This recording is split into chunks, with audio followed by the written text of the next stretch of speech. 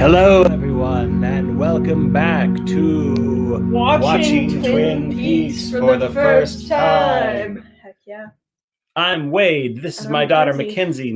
Mackenzie has never seen Twin Peaks until now. Until now. She has now watched the first 2 seasons and Fire Walk with Me. This is our second Fire Walk with Me video. We just tried to film the last one, and we talked for a really long time.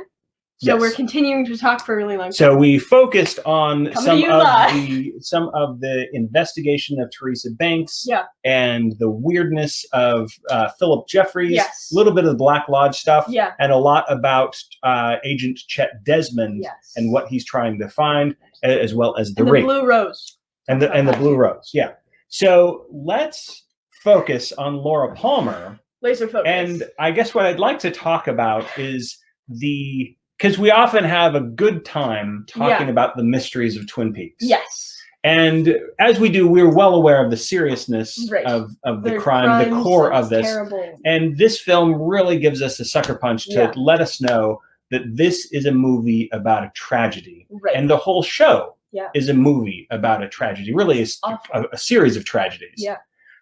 So let's just get into that. Yes, that's and how the movie portrays it and how you responded to it, and I'll share some of my ideas too.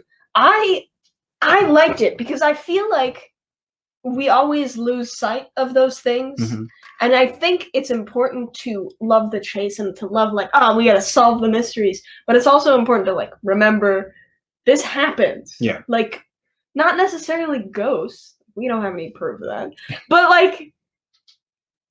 this happens all the time. Right. So now this crime happens a lot. Yeah. So we can kind of have fun talking about wow, what does this symbolize, or what does this mean, or what's the supernatural implications?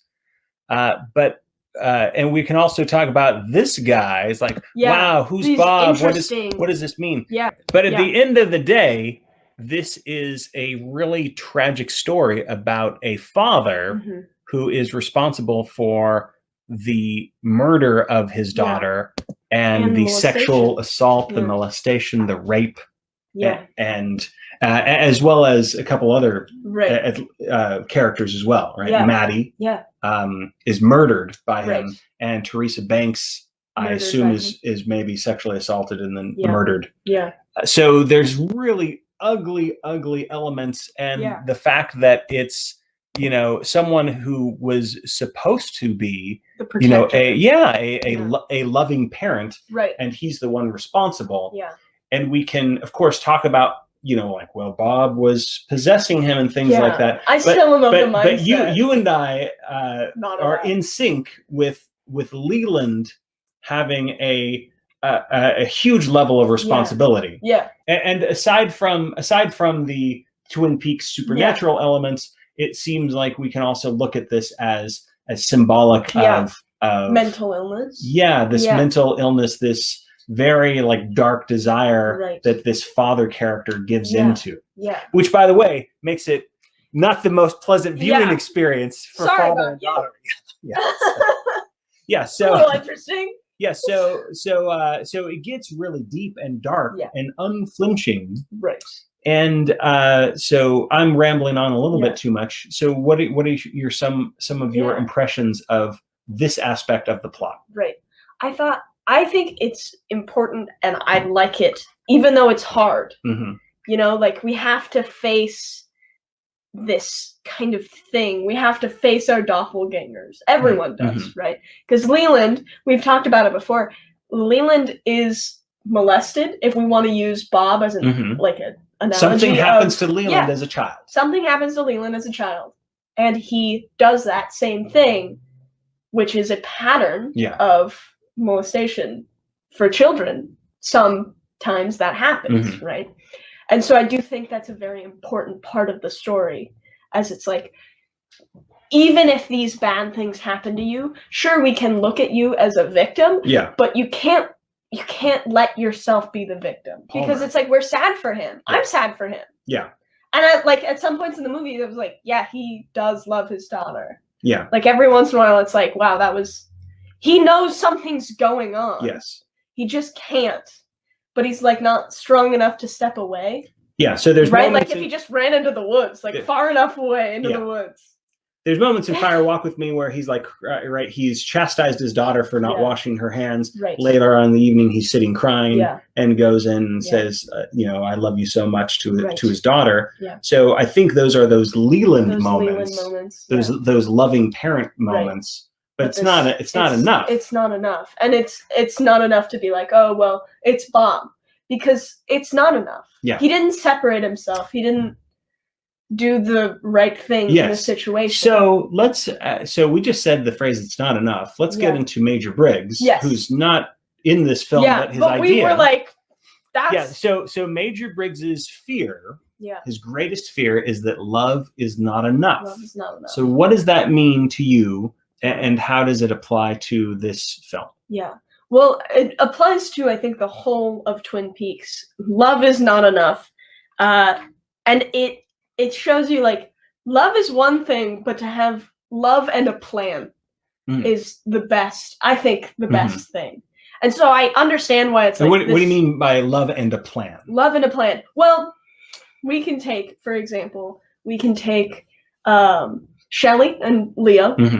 Sure, they probably love each other. On some level. They got married. Sure. They had to love each other on some level. Did they have a plan? Not really. Right? Like, so we don't see anybody with a plan except for Major Briggs, right? We don't see anybody. Love isn't enough to stop the log lady's husband from dying. Well, that's a freak accident, but sure, right? Yeah. Love isn't enough for Leland to love his daughter and not have a plan to protect her. So love is very good and very important. Yeah. But it's not enough in the sense of protecting yourself and your loved ones from evil. Gotcha. Yeah.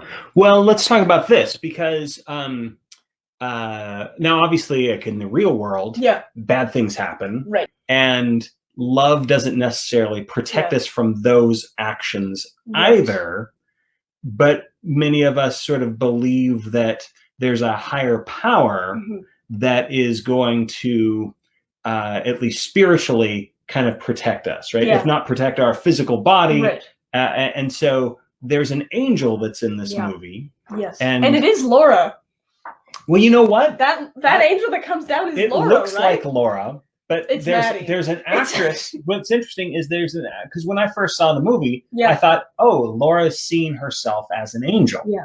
She's choosing. Because it looked like it was her. And so I thought, oh, well, this is Laura's good angelic person. And we could probably interpret it that way. But there's an actress that's playing that angel that's not Laura. That's not the actress that's playing Laura Palmer. So that's interesting, right? Yeah. The angel looks kind of like her. Yeah. But it's not the actress playing her. So maybe we interpret that as, is it her? Is it not her? Right. Or is there an angel that's coming to save her? Yeah. Is there an angel that's visiting her to give her solace in the waiting room? Yeah. Or to take away from the waiting room? Is she becoming that angel? Yeah. So what do you think? I like to think that she's choosing the path of good. Okay. Right? And that's like in her last moments, she kind of protects what's the other girl who's in there? She has brown hair. Oh, Ronette Pulaski. Mm-hmm. So in my mind, she's seeing Bob, and instead of like choosing the easy path, which is to let Bob in, right? Yeah. She chooses like, I'm gone. I need to protect the ones around me. And Laura has made a plan for every person in her life to protect them, right? All the people she loves, she's like, she's doing things, I'm trying to protect them. She leaves, it seems like she's leaving people to protect them. Yeah. Like to keep them safer than they would be if she was around them. I think that's why she decides she's not going to run away with James. Yeah. Right? Because didn't she say like, hey, let's get lost together? Yeah. And then it's like, oh no, he'll find out you and kill you and stuff. And she doesn't want Donna to wear her thing to be like her. Right. So there's some protection aspect there. Yeah. So do you think that she was protecting Ronette Pulaski in some way? Yeah, in some way I think that like her last act of just not like distracting, basically. Her last act of distracting her father / Bob enough to not care about her when she's on the side of the train, right? that's her last act, and that's the angel moment. So to clarify, that that Laura Palmer doesn't care about Ronette Pulaski, and that's her apathy.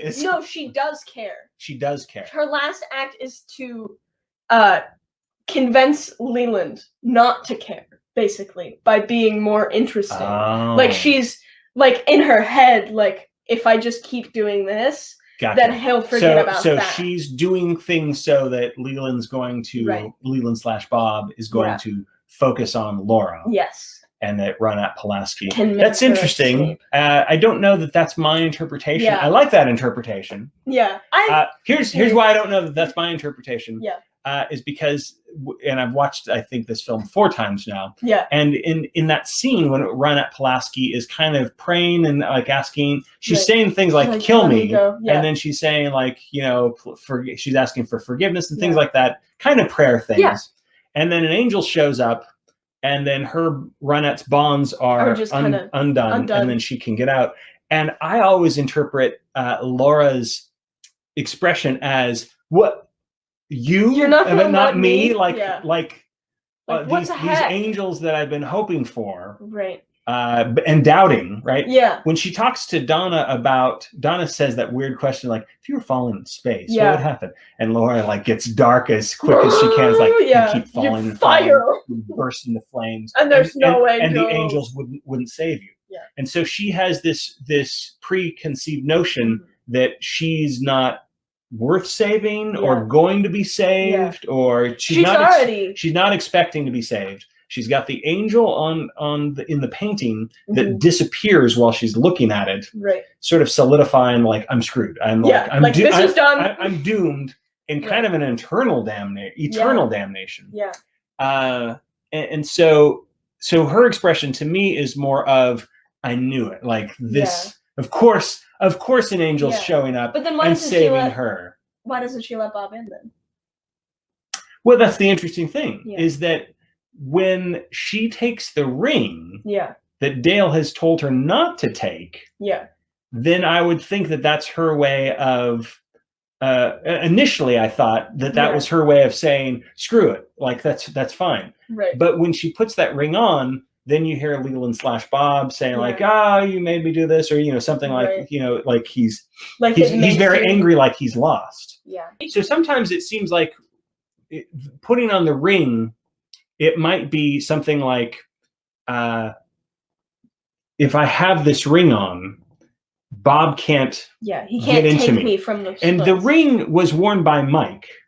Yes. And then Mike's trying to get into the rail car. Right. I think in a deleted scene or an extended scene, I think that the ring goes from Mike's hand to Laura to into the car, where Laura picks it up. Yeah. But in the version that we've seen, it's pretty.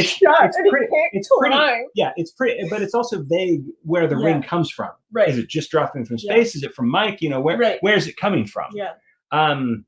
And so, but it's weird, right? There's an angel that's coming in to save one character, and not Laura. Yeah. So what is leaving the ring? Is it something angelic? Is it something neutral? Demonic. Is it something demonic? Right. So what's doing that? What does it mean by her putting on the ring? Yeah. Because it seems like now Bob can't. Right. Bob can't take her over. Yeah. And so then her life ends. Yeah. So putting on the ring might be her way of saying, you're not going to get me. I'm going to escape from you, spiritually, but you're going to kill me physically. Right. Oh, it also might mean, because we haven't seen like Ronette Pulaski, or we haven't seen Teresa Banks in the lodge or the waiting room. That's true.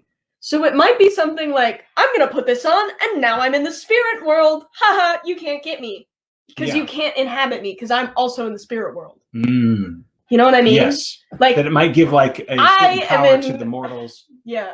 Like, I am in eternal hell, but you couldn't get inside me. Yeah. Right? Like, because she gets there. Right. But then the angel appears in the waiting room with Dale Cooper next to her. So how do you interpret those events? Well, because I think the angel's Laura. Okay. So you think Laura becomes an angel? A part of it. Yeah. Now, does Laura, you know how we talked about doppelgangers, and doppelgangers might be, it's like there's a good Dale and there's a bad Dale. And it's not just a copy of Dale. This is Dale. This is Dale's soul has split. Yeah. So do you think that there's still like a bad Laura, good Laura? Like, is there a split of Laura? I think that there might actually be a split of Laura in that instant that we see the angel. Where the good parts of Laura are taken into this angel, and the bad parts of Laura are left to die.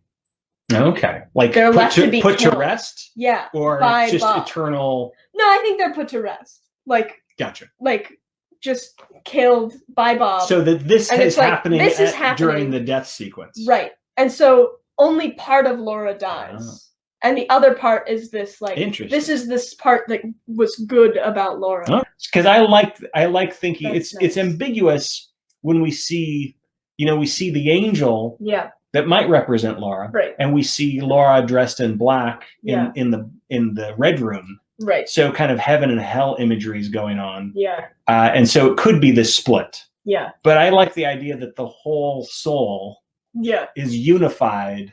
Yeah. And is going to this good place. Yeah. Well, I kind of feel like it could be, if we go with my theory of like White and Black Lodge are the same. Yeah. And you're in both places at the same time, but they're both stacked on top of each other, like a weird reality shift, where it's like the bad part of you's in the Black Lodge and the good part's in the White Lodge, and you're like you're in the same place, but you're in two different like sure. Physically, to our eyes, it's like, okay, it makes sense that they're in the Black Lodge. Yeah.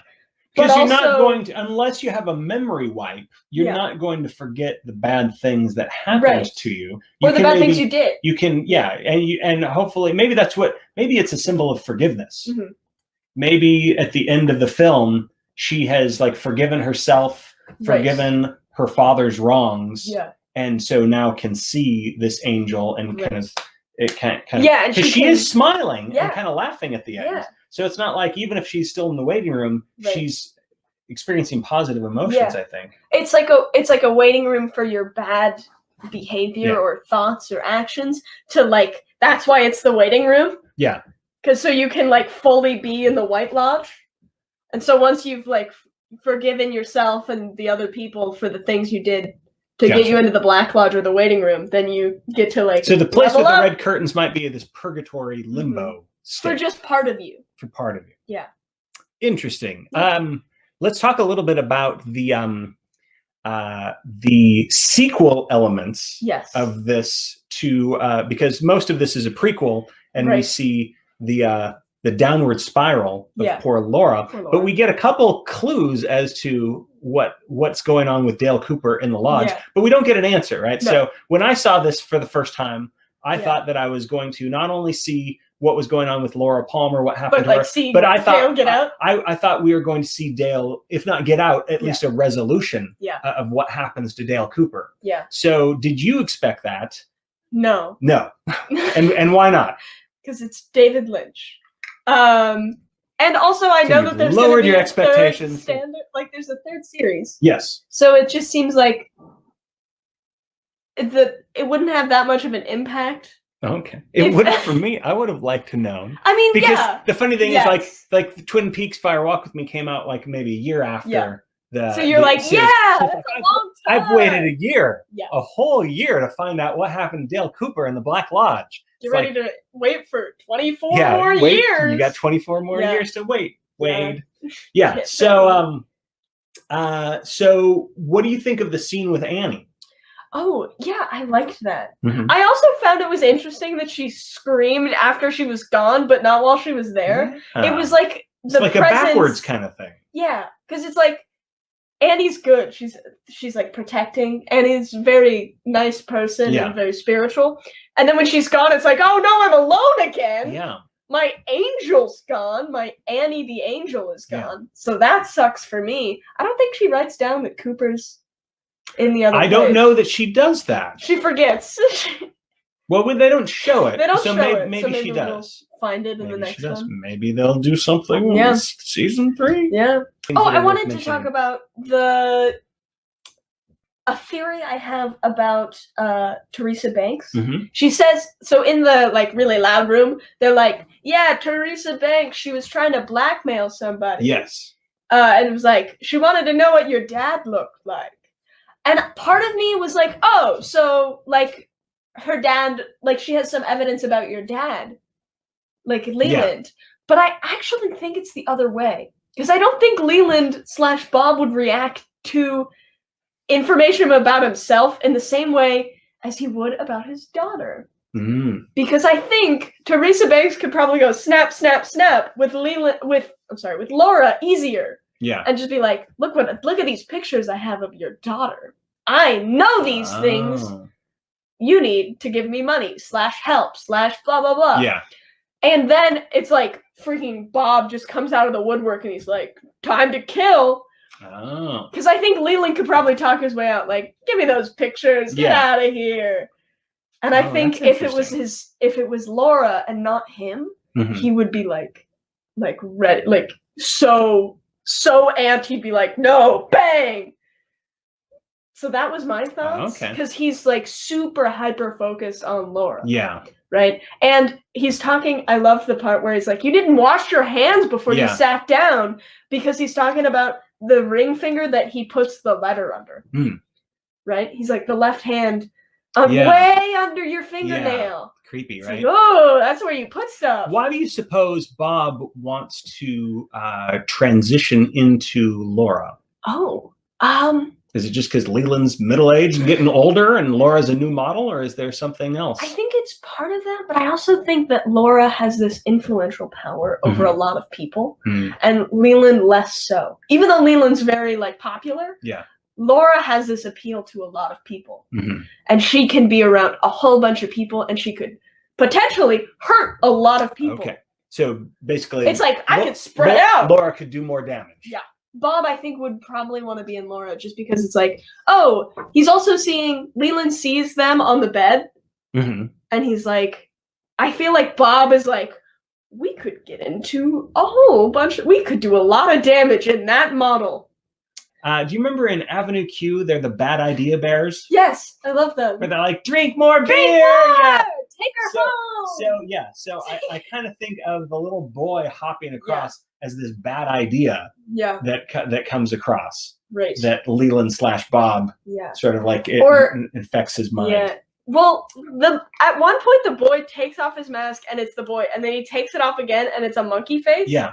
And I kind of felt like, oh, we're looking into like monkey brain. Yeah, like, you know primal what I mean? Like stuff. primal, like, oh no. Yeah. I gotta do these bad things because they feel good, kind of thing. And without like any human morality. Just a mask.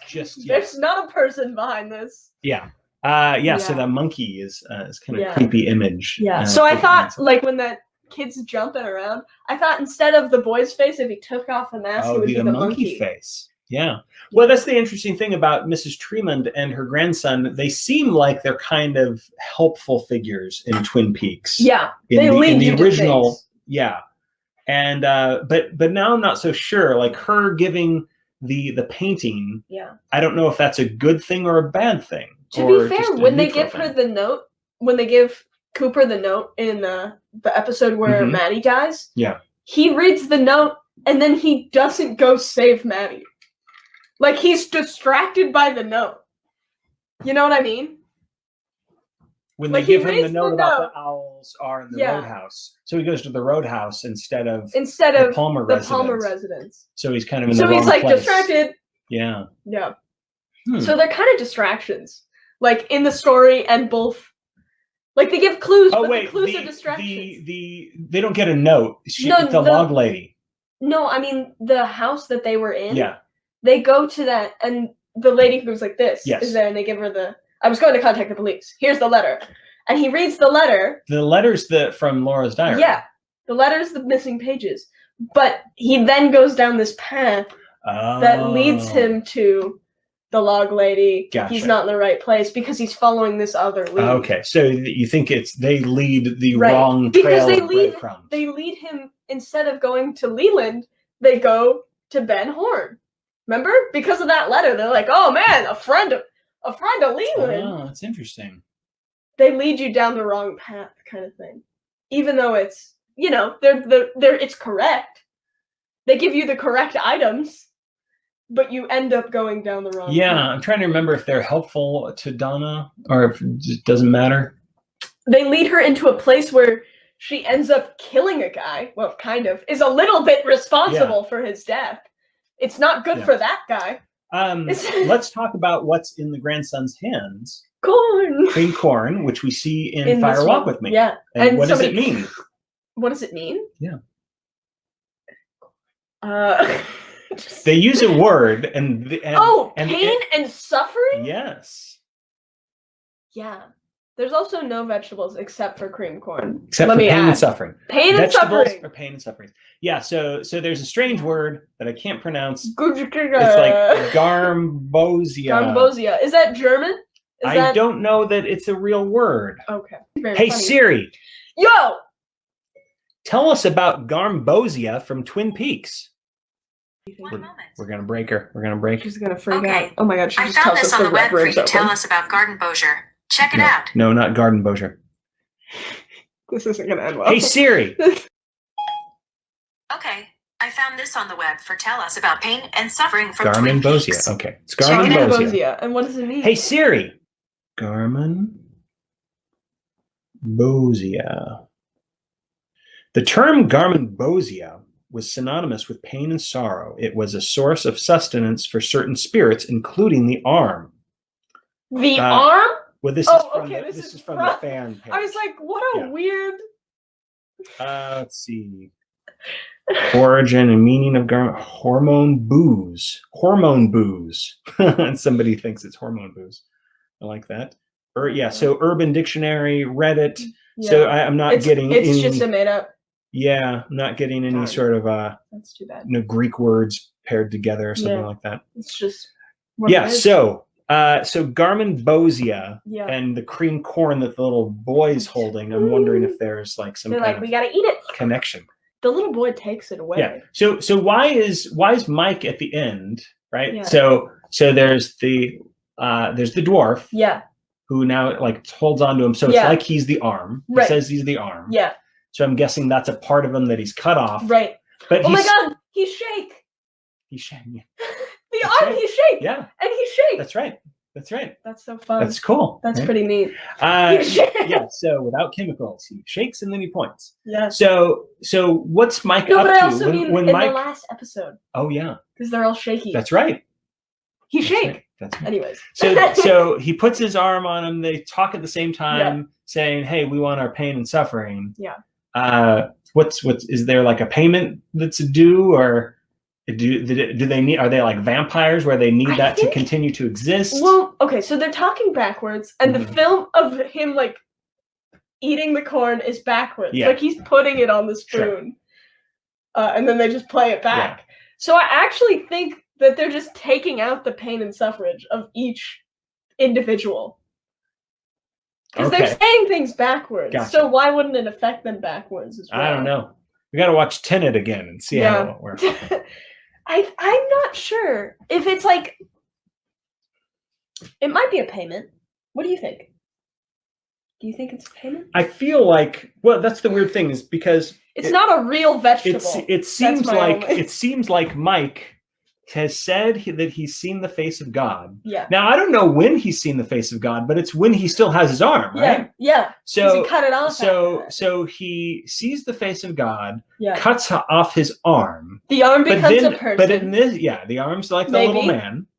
But then in this movie, Mike is driving around. He's wearing the ring. He's yelling at them. Yeah. And I don't know exactly what he's saying. But some kind of warning or some kind of anger or whatever. Here, girl. Yeah. Yeah. So he's yelling at them. He is running towards the train car. So it seems like he's trying to save Laura and is not able to. Yeah. So he doesn't save Laura's life. Yeah. Maybe he saves Laura's soul. Yeah. But then he shows up in the waiting room or the Black Lodge, and he's with the dwarf, his arm or whatever, and he's saying like, "Hey, give us some pain and suffering." So I don't know if they are then sort of dividing up the loot, so to speak. Right. If Bob's like, I wanted this all for myself, but a deal's a deal. Here's some pain and suffering. Like that's what they eat. Yeah. It's like, hey, I didn't win, so you got to give me a little bit of compensation. I I don't know. Yeah. Or maybe it's because there's still this part of Mike, the arm, that still needs and wants to have that. And so Mike needs to be there around for that. Yeah. And because it's only the arm that eats it, right? Yeah. Yeah. Yeah, we don't see Mike consuming it. Yeah. So maybe Mike doesn't need it. But the little arm needs it. But the little arm needs it. And Mike's there interacting with the arm. I don't know exactly why, but it's very, I really think that there's a lot of neutral players in this weird world. Mike is definitely one of them. And that Bob is like the most chaotic evil of them. I think the dwarf is also evil. In some way. In some ways. Yeah. But like in a smaller way, right? Both figuratively he's like, and literally. Can't do that much. He doesn't leave. Because he's not. He's just like, we don't somebody see, died. Yeah, we don't see like the dwarf possessing anybody. Yeah. But he dances around on Josie's bed. It's like, maybe he got to eat some pain. Yeah. When she died, she's like, "Oh, little food for me." Yeah. Yeah. That's interesting. That's probably Wow. So, what are your expectations? Of Twin Peaks: The Return? I think now that you've seen Fire Walk with Me. Fire Walk with Me. I think that it's going to be good and slow because it's only directed by David Lynch. Mm-hmm. I'm excited to watch it. I want to watch some very soon, and I think we're gonna see some very frustrating things happen with Dale Cooper. Okay. I can't expect any of it. Like, so you're expecting, like we're gonna see him like eat somebody. Slowness, and frustration, and pain and suffering is basically what we're gonna have. He's gonna like, maybe what this is that David Lynch is the little dwarf that's absorbing our pain and suffering. It's like, you want answers? No, I'm going to string you along, and I'm going to eat the Garmonbosia. So you're expecting it to be slow and that there's frustrating things connected with Dale Cooper. Yes. All right. Yeah. So those are the predictions. I think, Let's see if they come true. Yeah. As we dive into Twin Peaks: The Return. Watching it for the first time. Yes. Heck yeah. Absolutely. All right. See you on the flip Goodbye, side. everybody. Bye.